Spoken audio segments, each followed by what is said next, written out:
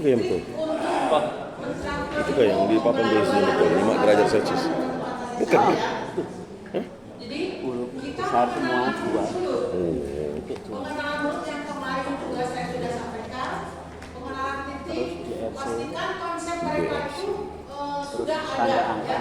Titik 1 ada di mana, titik 2, titik 3, 4, 5 dan 6-nya juga itu harus sudah menjadi konsep mereka. Untuk pelajaran membaca nanti, untuk pelajaran membaca itu diawali dengan membuat titik 1 dulu. Ya, titik 1 sampai 1 lembar halaman. Ya, titik 1 sampai 1 lembar halaman. Nanti teman-teman kita di sana akan merabahnya. Oh, bentuk titik 1 seperti ini. Jadi bertahap. Kalau sudah mereka paham, ditambah titik 2. Seperti materi yang kemarin saya sampaikan itu kan itu titik 1, titik 2, gitu kan ya. Sudah paham, baru tambah titik 3-nya. Jadi untuk melatih kepekaan jari tangannya itu mulai dari yang terkecil dulu, hanya 1 titik kan, tambah nanti 2 titik, tambah lagi 3 titik, seperti itu. Dan seterusnya. Udah titik 1, 2, 3, tambah ke titik 4. Mereka sudah paham, tambah lagi ke titik 5. Itu ya, jadi nanti bertahap seperti itu, baru kita kenalkan huruf-hurufnya. Dengan cara mendiktekan, misalnya, coba sekarang tulis huruf C. Sampai kita tanyakan C titik berapa. Mungkin mereka akan menjawab C itu titik 1, 3. Coba tuliskan C titik 1, 3. Sampai 1 halaman. Terus nanti mereka akan merabahnya, membaca, oh huruf C itu bentuknya seperti ini. Triknya itu ya, untuk menyampaikan cara membaca mereka itu. Kalau memang misalnya huruf A-nya itu belum jelas ya, belum kerja terus tapi menulisnya juga, jadi mereka yang menulis, mereka yang membaca, bukan kita yang menulis. Jadi mereka yang menulis, mereka yang membaca. Kalau sudah paham semua, baru kita yang menulis, mereka yang baca. Ya, 1 aja dulu, selembar, baca, kan? Tambah titik, baca lagi, selembar. Menyampaikan itu pelan-pelan, tidak bisa 1 hari langsung, itu tidak bisa. Harus bertahap. Ya, karena keterbatasan juga. Itu triknya untuk belajar membaca. Jadi nanti kalau sudah hafal titik, baru kita sebutkan per huruf, baru kita kenalkan mana konsonan dan vokal. Intinya itu. Seperti kita mengajar atau belajar di SD itu kan ada vokal dan konsonan. Kenalkan A, I, U, E, O. Bunyi yang vokal yang bunyinya. Nanti kita terangkan. Coba huruf B digandeng dengan A. Gitu kan? Nanti dibaca jadi apa? Ba. Tulis saja huruf ba beberapa kali. Sampai mereka paham betul. Gandeng lagi huruf B dengan I. Itu dibaca apa? I. Nah, itu terus saja seperti itu. Pelan-pelan aja karena kalau memang langsung itu susah. Kalau itu belajar itu sulit. Berbeda dengan kita, kalau kita kan tidak mudah. Kalau mereka ditambah itu, apalagi yang memang udah dewasa, kepekaan untuk membacanya itu lebih lama. Ya, ada yang bertanya sampai sini. Semoga paham ya. Ini Bapak Ibu sini super semua, cepat, pemahamannya bagus ini. Udah 95% bisa menulis semua. Tinggal kita melatih baca. Ya. Melatih baca yang memang masih kemarin itu masih terus diulang dan jangan pernah ada kata bosan. Ya. Terus diulang. Ya. Ada yang bertanya? Ya. Terima kasih. Dari hari pertama dikasih alat ini ya. Pertanyaan saya, apakah ya, saya ulangi. Kami peserta diberikan alat yang namanya ribet ini. hanya sedikit pertanyaan informatif mungkin untuk supaya kami ketahui, apakah alat ini memang ukurannya hanya seperti ini atau ada yang lebih besar atau lebih kecil mungkin? Nah, pertanyaan saya seperti itu karena dari hari pertama sampai dengan hari ini kami menggunakan alat ini, jujur saya ada kesulitan untuk ketika misalnya ada alat yang lebih besar mungkin itu sangat membantu. Terima kasih saya Pak. Ya, terima kasih Pak. Untuk alat tulis regret itu memang sudah dibentuk seperti itu. Ada yang kecil, ada juga yang besarnya itu 1 lembar buku ini. Ada. Jadi regretnya itu panjang lebar seperti buku ini. Itu biasanya digunakan oleh teman-teman yang sudah mahir. Karena kan kalau ada kesalahan itu sulit untuk memperbaiki. Berbeda dengan kalau yang kecil ini, kalau ada kesalahan tinggal dibuka, oh iya ingat baris berapa, tinggal menghapusnya. Kalau ini ukurannya ini untuk lubang ini titik-titiknya itu sudah ditentukan secara internasional. Jadi tidak bisa diubah. Kecuali kalau besarnya regret itu ada yang setengah halaman, ada yang 1 halaman. Tapi lubangnya sama ukurannya karena ini sudah ketentuan internasional standarnya seperti ini. Ya, terima kasih.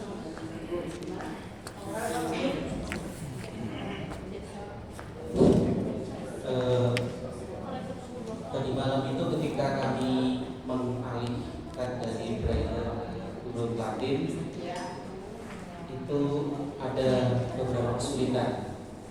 Kesulitannya ialah kalau kita pakai regret ini jaraknya teratur, tetapi yang ada di kitab suci ini kadang terjadi loncatan-loncatan.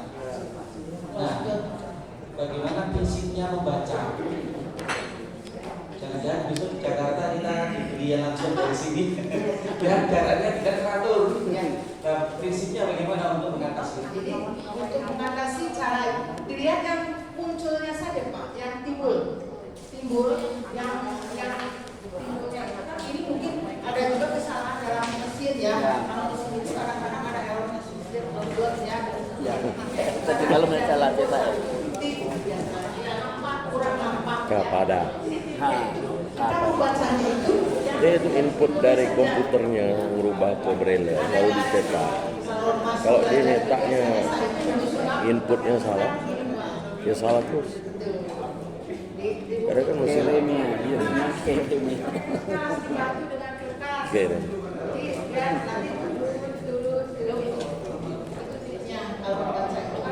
Di situ kan ada apa? Bolak-baliknya, ada yang timur, ada juga yang tenggelam, yang ke dalam. Itu untuk triknya, itu kita pakai kertas aja Pak. Nanti baris yang mana yang dibaca, nanti turunkan lagi. Itu triknya. Kalau dari coba ini dari para ahli, gimana triknya membaca supaya tidak loncat karena memang itu tidak ada ketikan yang agak mundur atau ada yang lolos ya. Titiknya itu terhapus atau kurang lucu. Ya, komputer coba. Ya, terima kasih. Nanti bisa juga dilengkapi dari teman-teman. Kami ahli untuk braille ini di antara kita berempat ini yang tercantik yang bisa ahli braille-nya. Di antara kita berempat dulu ya, bukan di antara semuanya. Karena kita laki-laki semua.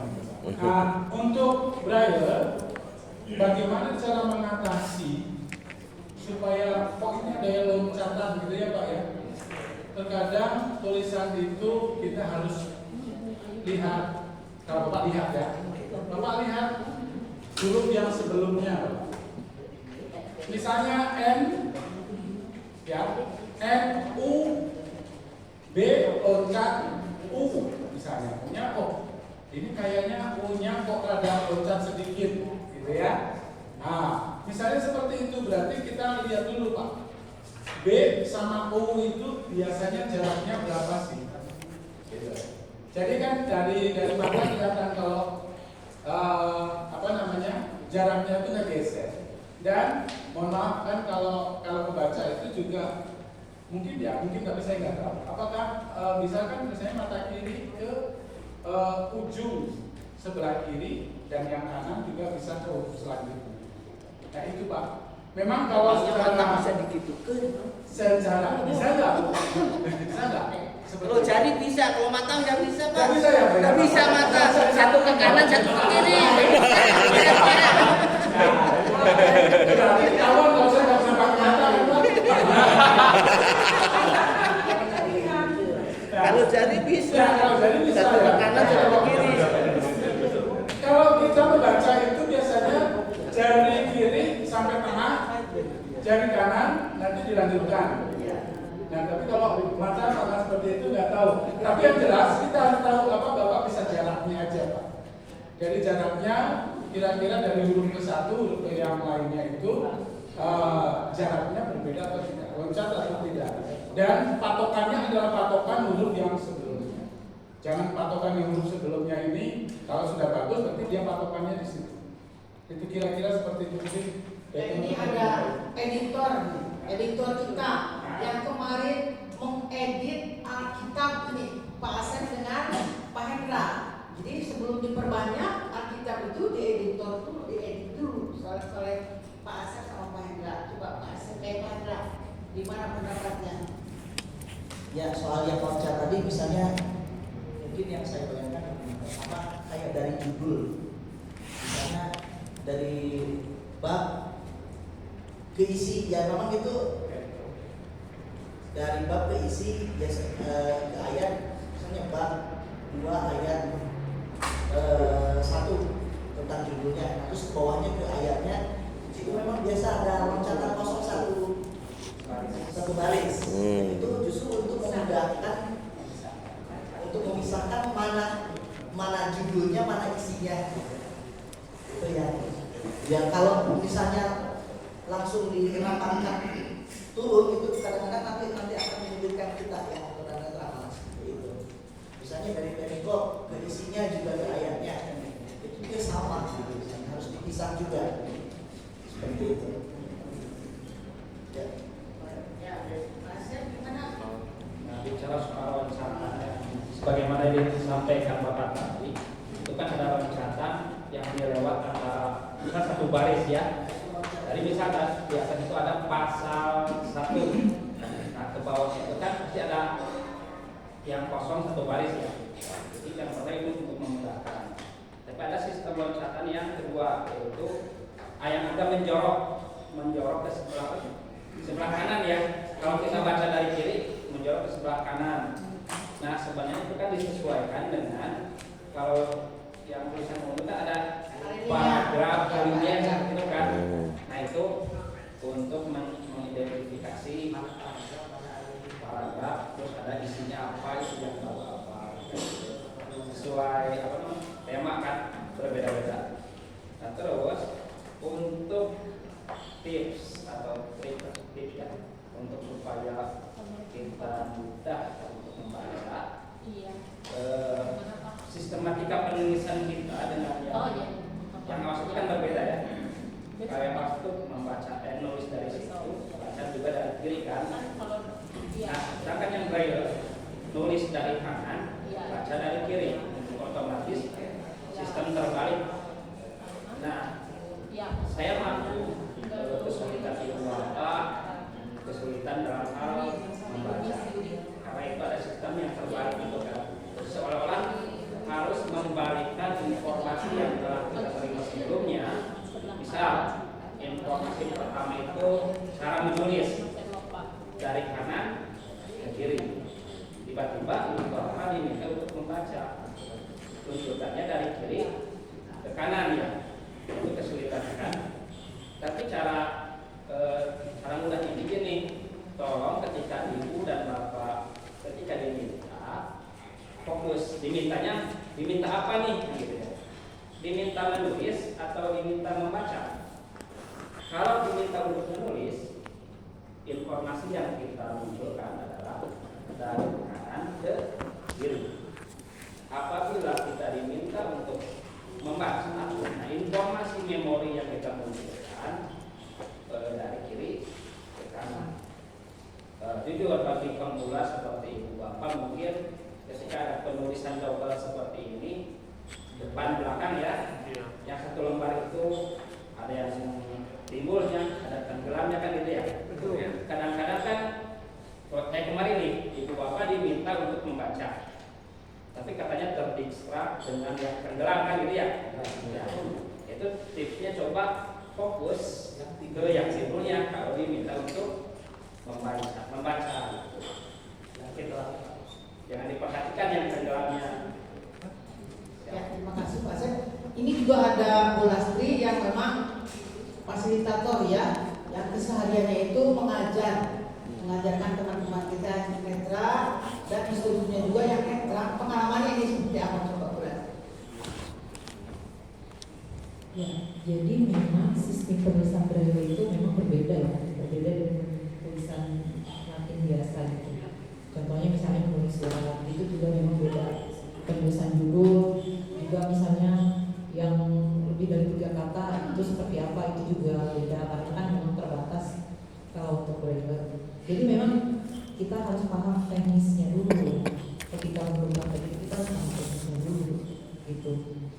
Kemudian kalau misalnya yang seperti itu tadi karena lebih kalau yang loncat-loncat itu karena memang di baliknya itu ada tulisan sih ya. Nah itu kan di space untuk ngetik sebenarnya ya, yang dia apa ya, yang tenggelam itu sebenarnya untuk yang baliknya ditimbul gitu. Jadi itu memang jadi fokusnya pada yang timbul karena itu tujuannya memang untuk membuat kertas ya. Makanya dibikin bolak-balik itu tujuannya untuk membuat kertas. Jadi triknya ya tadi fokus aja ke yang timbul, terus nanti sambil jalan lah nanti kita praktek gitu ya, sambil trik berikutnya kalau kita menemukan apa-apa nanti yang berbeda dengan sebelumnya nanti kita bisa diskusi lagi. Mungkin kami ini Pak Putra dan kawan-kawan. Jadi yang dimaksud oleh Bapak itu tadi begini. Begitu kita melihat sampai ujung baris, pas baris ke-5 sampai ujung, gak taunya mata kita melihat ke baris ke-7. Oh ya, itu begitu. Jadi kita akhirnya jadi bingung kok gak nyambung kalimat ini. Itu gitu. Jadi begitu mau balik ke atas lagi sampai baris mana ya? Nah gitu loh yang dimaksudnya itu tadinya itu begitu Pak. Jadi memang ya kalau kita yang ini kan memang jari kanan sampai ini dilanjutkan jari berikutnya udah di bawahnya. Nah, kalau melihat itu nggak taunya begitu selesai baris ke-5 yang dilihat baris ke-7 itu yang jadi yang bikin bingung itu gitu Pak. Maksudnya itu gitu. Terima kasih. Pengalaman yang saya rasakan yang pertama untuk menghafal memang tidak terlalu gampang, juga faktor U yang menghafal titik-titik itu. Faktor U. Ketika kita sudah hafal titik-titik itu, ternyata ketika menulis kita membalik lagi, harus membalik lagi. Nah, mestinya kalau kita hafal titik-titik ya seperti 1, 2, 3, 4, 5, 6 tetap seperti itu. Tapi ketika kita menulis itu berbalik, itu menjadi kesulitan juga bagi saya. Itu yang pertama. Lalu yang kedua, ketika belajar membaca, ini kan kita, saya kan membaca. Kalau kita membaca Latin itu kan huruf Latin, ya kita kan menulis dengan kertas itu kan kontras warnanya, tak hitam, tak itu warnanya biru, merah dan seterusnya. Tidak akan warna yang kita tulis itu menggunakan warna putih.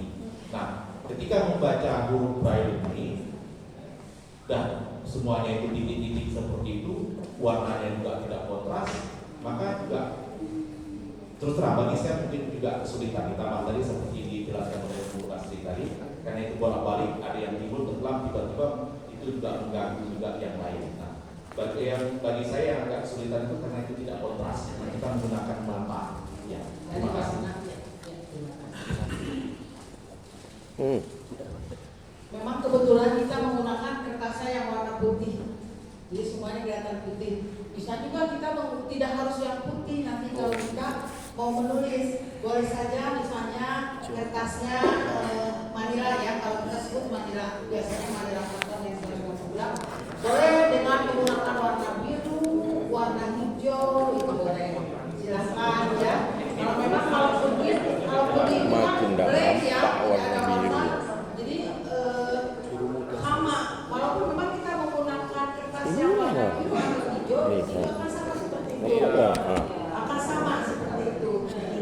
Ini Mau biru. kesejukan mata ada ya, efeknya itu kesejukan mata. Mungkin Kalau yang mau bagus itu memang agak putih buram. Oh, keren. pantulan yang ada Ini nih contoh. Tetap diraba nih. sama warna, ya. Beda warna, putih. Ini kan putih-putih gitu kan. Kalau mereka kan tidak Ya, ini. Karena mereka nggak tahu. Tapi tahu mereka tuh kalau Lagi